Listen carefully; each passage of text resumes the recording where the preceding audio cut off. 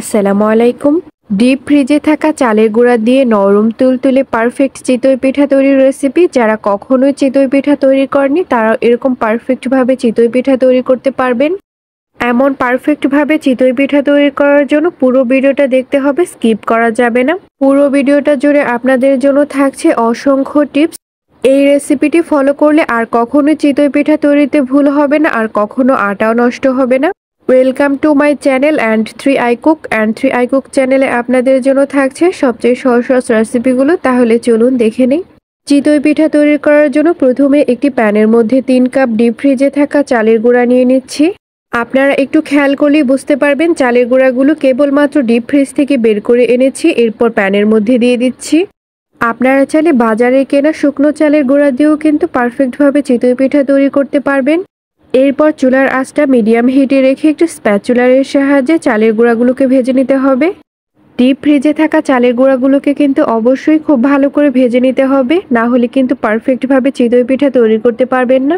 এখন এই চালের গুঁড়াগুলোকে 7 থেকে 8 মিনিটের মতো খুব ভালো করে ভেজে নিতে হবে। চালের গুঁড়াগুলোকে 7 থেকে 8 মিনিটের মতো খুব ভালো করে ভেজে নেওয়া হয়ে গেছে। এখন আমি আপনাদেরকে একটু দেখিয়ে দিচ্ছি। চালের গুঁড়াগুলো যদি এইভাবে হাতে নিলে তাপ সহ্য করতে না পারে তাহলে বুঝতে পারবেন পারফেক্টভাবে ভেজে নেওয়া হয়ে গেছে। এরপর 1 চামচ লবণ দিয়ে দিচ্ছি। লবণটা আপনারা আপনাদের স্বাদ অনুযায়ী কমিয়ে বা বাড়িয়ে নিতে পারেন। এরপর 1/4 কাপ রান্না করা রেগুলার সাদা তেলটা দিয়ে দিচ্ছি। এটা অপশনাল, আপনারা চাইলে এটা স্কিপ করতে পারবেন। তবে আমি চিতই পিঠা তৈরি করার সময় এভাবে তেলটা ব্যবহার করি।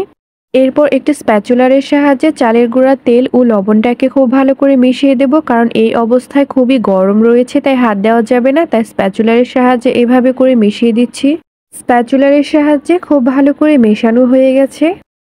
এরপর নর্মাল টেম্পারেচারে থাকা পানি নিয়ে নিচ্ছি। কোনো প্রকার গরম পানি ব্যবহার করা যাবে না বা উষ্ণ গরম পানি ব্যবহার করা যাবে না। পানিটা একদম নর্মাল নিতে হবে। নর্মাল পানিটা অল্প অল্প করে দিয়ে মিক্সড করে নিতে হবে। এই সময়টাতে হাত দিয়ে খুব ভালো করে মেশাতে হবে, না হলে বেটারটা একদমই পারফেক্ট হবে না। তাই অল্প অল্প করে পানি দিয়ে পারফেক্টভাবে বেটারটা তৈরি করে নেব। পানিটা একবারই দিতে যাবেন না, এতে করে চিতই পিঠার পারফেক্ট বেটারটা তৈরি হবে না। আমি আপনাদেরকে ধাপে ধাপে দেখিয়ে দিচ্ছি চিতই পিঠার বেটারটা ঠিক কিভাবে তৈরি করছি। অল্প অল্প করে পানি দিয়ে বেটারটা একদম ডোয়ের মতো করে নিয়েছি। এরপর এইভাবে করে অল্প অল্প করে পানি দিয়ে পুরো বেটারটা তৈরি করে নেব। বেটারটা তৈরি করে নেওয়া হয়ে গেছে। এখন আমি আপনাদেরকে একটু দেখিয়ে দিচ্ছি বেটারটা একদম ঘনও না বা একদম পাতলাও না। আপনাদেরকে আরো ভালোভাবে বোঝানোর জন্য একটি আঙুল এভাবে করে বেটারের মধ্যে ডুবিয়ে দিচ্ছি। দেখতেই পাচ্ছেন বেটারটা কিন্তু হাতের মধ্যে একদমই লেগে যাচ্ছে না, এভাবে করে পড়ে যাচ্ছে। এরপর চিতই পিঠাটা তৈরি করার জন্য চুলায় একটি লোহার কড়াই বসিয়ে দিয়েছি। আপনারা চাইলে যে কোনো মাটির পাত্রে অথবা যে কোনো কড়াইতেও কিন্তু এই চিতই পিঠাটা তৈরি করতে পারবেন। চিতই পিঠাটা তৈরি করার আগে আমি কড়াইটাকে রেডি করে নিচ্ছি। এর জন্য অল্প একটু লবণ দিয়ে দিচ্ছি। চুলার আঁচটা মিডিয়াম হিটে রেখে লবণগুলোকে খুব ভালো করে ভেজে নিতে হবে। লবণগুলো যতক্ষণ না পর্যন্ত বাদামি কালার হয়ে যায় ঠিক ততক্ষণ পর্যন্ত ভেজে নিতে হবে। লবণগুলোকে বাদামি কালার করে ভেজে নেওয়ার পর এরপর একটি পরিষ্কার ভেজা কাপড়ের টুকরোর সাহায্যে কড়াইটাকে এভাবে করে পরিষ্কার করে নিচ্ছি। এইভাবে করে পরিষ্কার করে নেওয়ার কারণ হচ্ছে এতে করে একটা চিতই পিঠাও কিন্তু নিচে লেগে যাবে না, খুব সহজেই উঠে আসবে। কড়াইটা খুব ভালো করে পরিষ্কার করে নেওয়ার পর কড়াইয়ের মধ্যে এভাবে করে বেটারটা দিয়ে দিচ্ছি। মনে রাখবেন এই মুহূর্তে চুলার আঁচটা কিন্তু মিডিয়াম হিটে রাখতে হবে, কোনোভাবেই কিন্তু কমানো বা বাড়ানো যাবে না। এরপর সাথে সাথে ঢাকনা দিয়ে দিচ্ছি। ঢাকনা দিয়ে দেওয়ার পর 1 মিনিট পর ঢাকনাটা খুলছি। দেখতেই পাচ্ছেন চিতই পিঠাটা মাশাআল্লাহ একদম পারফেক্ট হয়েছে। আর কতটা সহজে কড়াই থেকে উঠে এসেছে, একদমই কিন্তু কষ্ট হয়নি তুলতে। এরপর আরও একটি চিতই পিঠা আমি আপনাদেরকে তৈরি করে দেখাচ্ছি। এইভাবে করে কড়াইয়ের মধ্যে বেটারটা দিয়ে দেব। চুলার আঁচটা কিন্তু অবশ্যই মিডিয়াম হিটে রাখবো। এরপর ঢাকনা দিয়ে দিচ্ছি।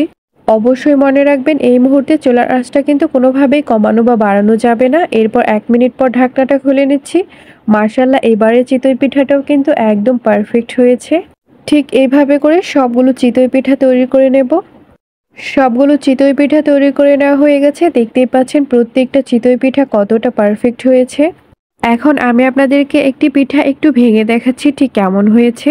আর হ্যাঁ, যদি আমার এই চিতই পিঠা তৈরির রেসিপিটি আপনাদের ভালো লাগে তাহলে অবশ্যই লাইক, কমেন্ট এবং শেয়ার করবেন। ইউটিউব থেকে দেখে থাকলে সাবস্ক্রাইব করবেন, আর ফেসবুক পেজ থেকে দেখে থাকলে ফলো করবেন। আর আমার এই ভিডিওটি দেখার জন্য আপনাদের সবাইকে অনেক অনেক ধন্যবাদ। আল্লাহ হাফেজ।